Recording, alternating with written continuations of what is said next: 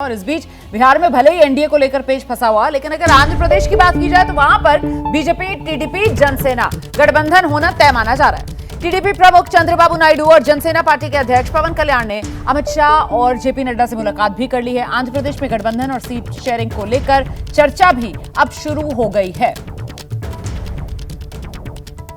तो सवाल यही है कि आखिरकार एनडीए का परिवार बढ़ेगा एनडीए का परिवार 400 पार में मददगार, ये तो रणनीति कहीं ना कहीं नजर ही आ रही है। लेकिन आंध्र प्रदेश में कुछ जिस तरीके से चंद्रबाबू नायडू एनडीए के पाले में फिर से वापस आ रहे हैं, कहीं ना कहीं अपनी अस्तित्व की लड़ाई लड़ रहे हैं, मजबूरी है निश्चित रूप से। लेकिन इधर एक चीज मजबूरी भारतीय जनता पार्टी की भी ये है, क्योंकि चंद्रबाबू नायडू की पॉपुलैरिटी इधर बढ़ी, उन्होंने संघर्ष करके अपनी जमीन फिर से पाई है। और इस कोशिश में जाना पड़ा था, जेल नहीं, जेल जाना तो खैर नेताओं के लिए कोई बहुत बड़ी बात नहीं, मैं नहीं मानता उसमें कोई बहुत बड़ा वो है। लेकिन चंद्रबाबू नायडू ने अपनी जमीन बचाई है, अपने आप को कब्जा फिर से किया है उसको, और उन्होंने एक अकलमंदी की है।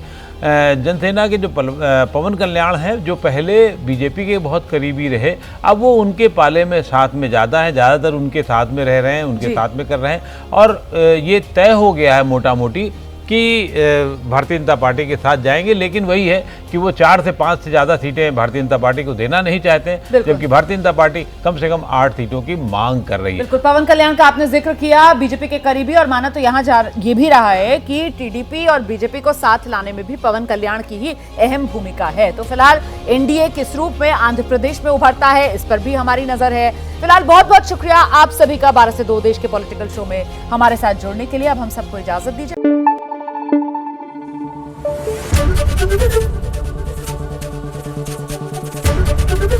एबीपी न्यूज आपको रखे आगे।